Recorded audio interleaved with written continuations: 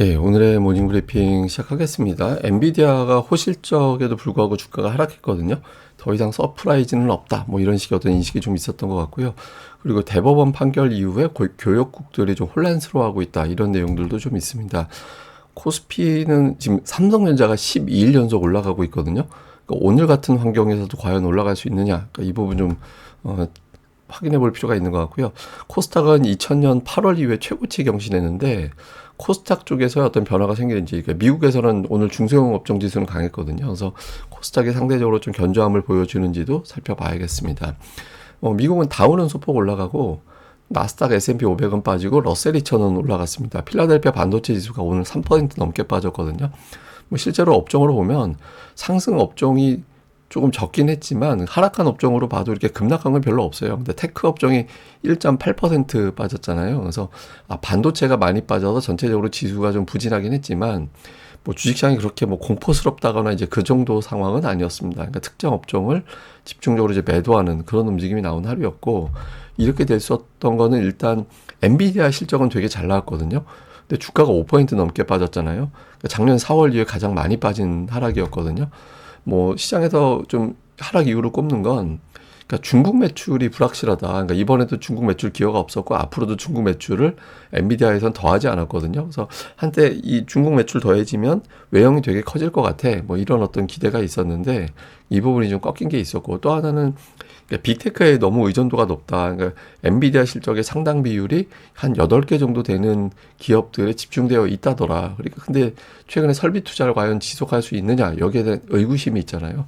그러니까 이 부분이 투자자들에게는 좀 걱정을 유발하는 상황이었고, 또 마이클 버리, 우리가 보통 이제 쇼쟁이라고 이야기하고 최근 들어서 잘 안 맞죠. 근데 어쨌든 이 사람이 닷컴 버블 당시에 시스코하고 비슷하다, 이런 주장을 했거든요. 그때 네트워크 장비 이런 거를 엄청나게 고객들이 산다고 해서 주가가 막 폭등을 했다가 나중에 고객들이 안 샀잖아요. 그러니까 안 사면서 그 재고를 떠안게 되면서 시스코가 폭락을 했다. 그래서 그때하고 좀 비슷하다라고 주장을 하는데, 좀 기본적인 사실관계 몇 가지가 좀 틀렸죠. 그러니까 지금은 그때하고 다른 게, 닷컴 때는 그냥 돈 못 버는 기업들이 막 올라가는 상태였고, 지금은 돈 버는 기업들이 막 올라간 데다가 작년도 가을 이후에는 기술주들이 올라간 게 별로 없어요. 종목들별로는. 그러니까 이제 그때하고 직접적인 비교하기는 그냥 이 사람 개인적인 판단이다. 근데 어쨌든 불안할 때는 또 이런 것들도 영향을 주거든요. 그래서 이런 부분들도 이제 영향을 준 것 같습니다. 다만 이제 증권사 다수는 긍정적인 분석을 하고 있거든요. 오늘 보면 한 10개 정도 보고서 나온다 그러면 9개는 실적 좋았다. 그러니까 이 정도였고, 하나 정도 비율로 보면 한 9대 1 정도, 1 정도 비율은 의존도가 너무 높은 것 같아. 이런 식의 어떤 주장을 제기하긴 했습니다. 그리고 CNBC 보도에는 그러니까 미국 대법원에서 관세 부과한 법안, 이제 관세를 갖다 국가 비상사태다, 이걸 근거로 이제 관세 부과한 거 위법이다, 이렇게 판결이 나왔잖아요. 이때부터 이제 교육국들이 좀 혼란스러워하고 있다라는 거예요. 그래서 이게 약속을 지킬 수 있는 게 맞는지, 이 협상을 한 걸 바탕으로 해가지고 우리가 투자하는 게 맞는지, 미국은 그걸 바탕으로 그걸 지킬 수 있는 게 맞는지, 이런 것들을 좀 혼란스러워 한다라는 거예요. 그래서 이것 때문에 혹시 나중에 또 변수가 되는 거 아니냐. 그래서 오히려 지금은 이걸 갖다 믿고 미국과 협상을 한 나라들보다 끝까지 버틴 나라들이 더 유리한 거 아니냐. 그러니까 지금까지 관세 부과를 몇십 % 부과받는 나라들이 있었잖아요. 그러니까 그런 나라들만 괜히 깎아진 거 아니냐. 그러니까 이런 식의 불만이 좀 있다고 합니다. 그래서 이런 정책적인 어떤 불확실성, 그리고 미국과 이란과의 핵 협상이 아직까지 뚜렷한 성과를 내지 못하고 있다라는 점 등등, 이런 것들도 이제 조금 약간의 영향을 줘서 전체적으로 기술주 약세가 대부분, 이런 재료가 약간 이렇게 영향을 줘서 좀 밀리는 그런 모습을 보였습니다. 근데 어제도 잠깐 보여드린 건데, 어제 보여드린 자리를 다시 한번 보여드리면, 실적 발표 다음 날 주가가 오르고 내리고는 되게 비슷했어요. 비율이 최근에 5번 오르고 5번 빠졌거든요. 그래서 오늘 빠진 걸 그렇게 심각하게 볼 필요도 없고, 특히 오를 때는 평균 6% 오르고 하락할 땐 평균 4% 빠졌거든요. 또 오늘 5% 빠졌으니까 이것도 되게 비슷한 거예요. 근데 이제 하나 주목해 볼 만한 게, 한 분기 정도 지나가면 14% 정도 올랐거든요. 실적 발표 다음에.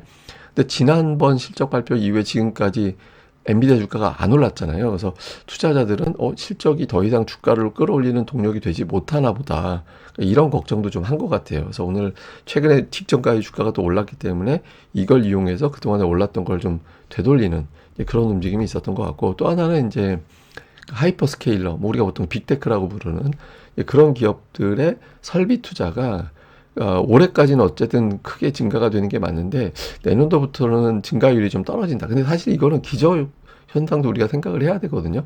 올해 엄청나게 많이 투자를 하기 때문에 올해보다 내년에도 증가하는 거예요. 숫자 자체로는. 그러니까 증가하는 건데 어쨌든 추세가 좀 꺾이는 거 아니냐. 그렇게 되면서 서로 나쁘다. 그러니까 서로 나쁘다라는 건 뭐냐면 설비 투자는 늘고 그 투자가 늘어나면서 자사주 매입은 줄어들잖아요. 그러니까 자사주 매입 줄어드는 거는 그것도 수급이거든요. 그러니까 매수하는 수급이 떨어지는 게 되는 거라서 빅테크 주가는 엔비디아는 엔비디아대로 그리고 그 하이퍼스케일러는 하이퍼스케일러대로 좀 부진하다. 그러니까 이런 것들이 이제 서로 발목을 잡는 것 같다. 그러니까 이런 식의 해석도 일부는 좀 있는 것 같습니다. 예, 그리고 이제 주요 종목으로는 뭐 시총 상위는 대부분 다 늘렸지만 약간 그 알파벳을 제외한 소프트웨어 기업들 기반으로 하는 기업들. 그러니까 오늘 좀 특징적인 게 하드웨어가 오늘은 약했어요. 예, 하드웨어가 약하고 금융주, 에너지주, 뭐 산업재, 부동산 이런 종목군들이 올라가는 이제 그런 모습을 보였고 이제 여행 관련된 종목군들 몇몇이 또 올라가는 예, 그런 모습을 보였고요. 그리고 반도체주는 오늘 마이크론 테크놀로지도 3% 넘게 빠지고 오늘 반도체로 분류되는 종목이 아마 오른 게 거의 없을 거예요. 예, 그래서 전체적으로 엔비디아와 그 주변 종목군들이 이제 좀 부진한 그런 모습을 보인 게 특징이었고 테슬라는 캘리포니아주에서 로보택시 시범 운행이 지금 지연되고 있다. 뭐 이 보도 때문에 오늘 밀렸고 또 이런 것들이 각각의 이유였습니다.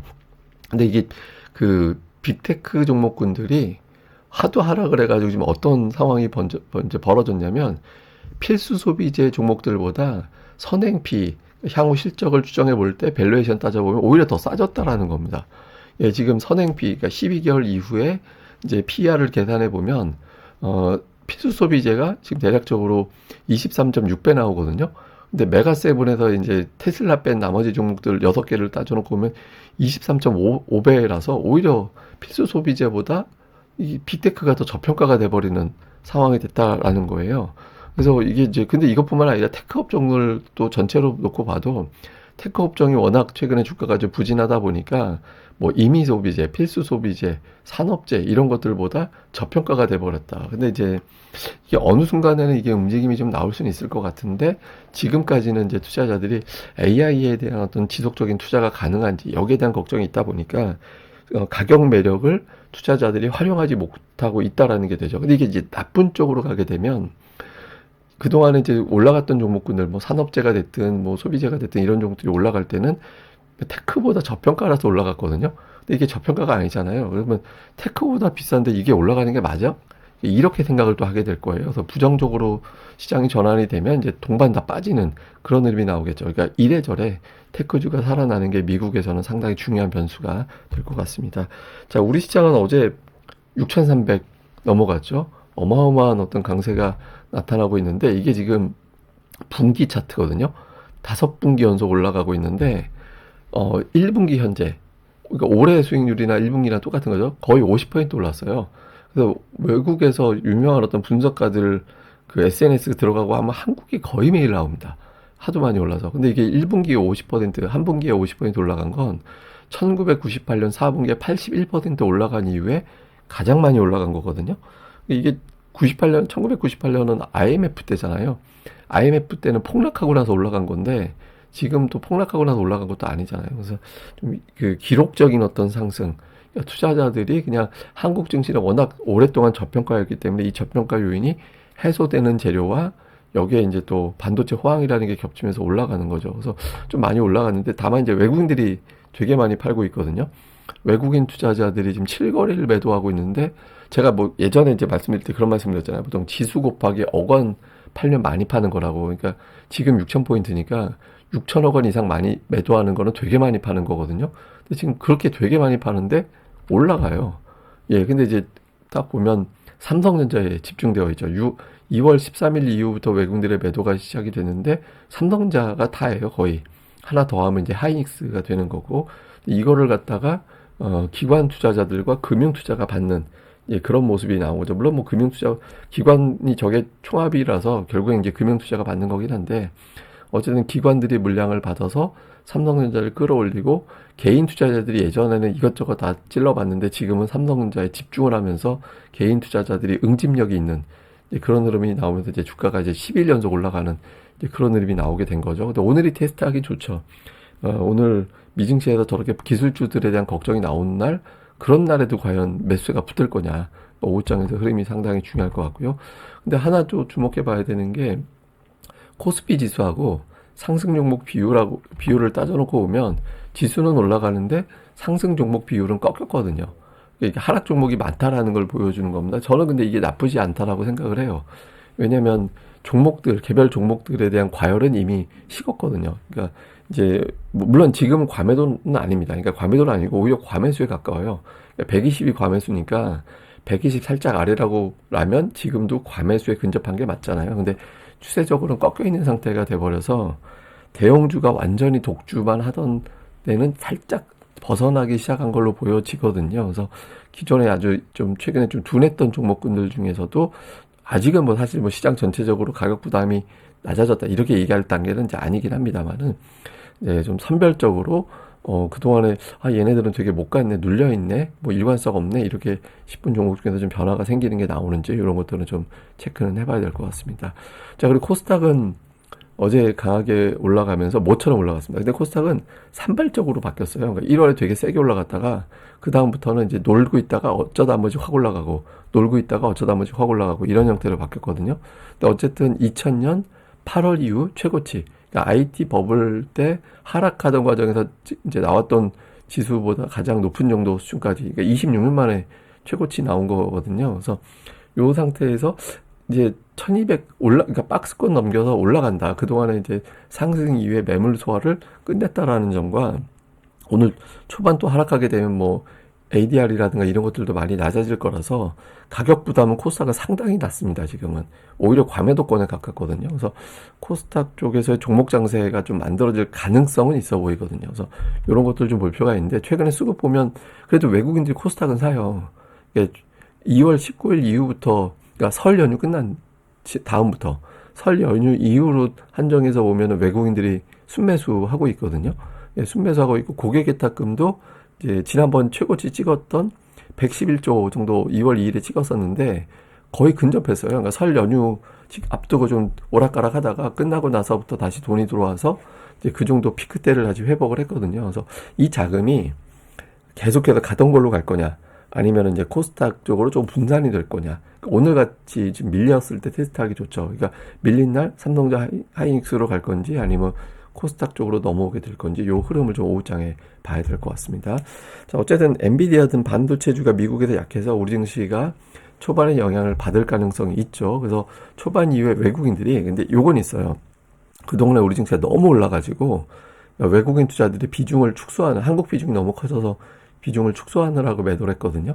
근데 오늘 초반에 밀릴 때 축소할 만한 이유가 조금 줄어들게 되잖아요. 그래서 외국인들이 5전장 이후에 좀 변화가 생기느냐, 뭐 이것도 좀 볼 필요가 있죠. 그리고 우리 증시 자체도 그냥 뭐 미국은 빠지거나 말거나 엔비디아하고 우리하고 무슨 상관이라고, 반도체는 잘 팔리는데, 그러니까 이런 구도로 가게 되는지 볼 필요가 있고, 특히 이제 어쨌든 지금 6,300포인트지만 6,000포인트 위다라는 것도 되게 중요하잖아요.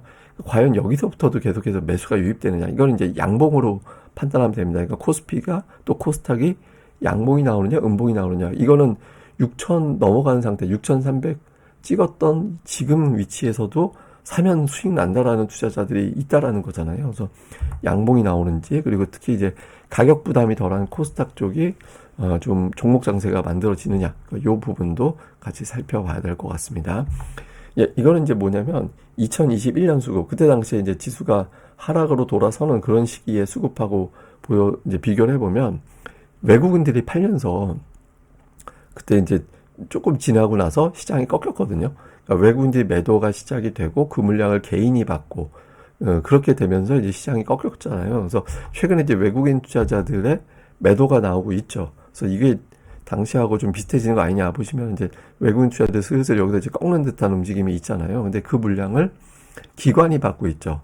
예, 개인은 매도한 거. 근데 저 기관이 사실은 이제 금융 투자라서 금융 투자가 기관 총계로 집계가 되는 게 있어서 조금 저게 기관이 맞아 이렇게 볼 수는 있지만, 대신 그런 거 있어요. 저기 이제 개인들 ETF라고 치더라도 대형주 사는 거거든요. ETF라는 건 주로 이제 특정한 업종의 지수를 스토킹 하듯이 따라다녀. 그게 ETF예요. 뭐 반도체 ETF든 뭐 코덱스 ETF든 뭐 이런 식으로 호스피 ETF든 뭐 그러니까 특정한 지수를 따라다니라고 설계된 거라서 그거 자체는 대형주 쪽으로 구성이 되어 있어서 삼성전자 사는 거예요. 한마디로. 그러니까 예전과 달리 투자자들이 대형주에 집중되어 있어 갖고 지수가 쉽게 안 밀리는 그런 수급이 만들어지긴 했거든요. 그래서 그리고 이제 외국인들의 매도도 이전에 매도할 때는 업종 다수 제가 늘 말씀드린 5대 업종 그러니까 전기전자, 자동차, 그러니까 운송장비입니다.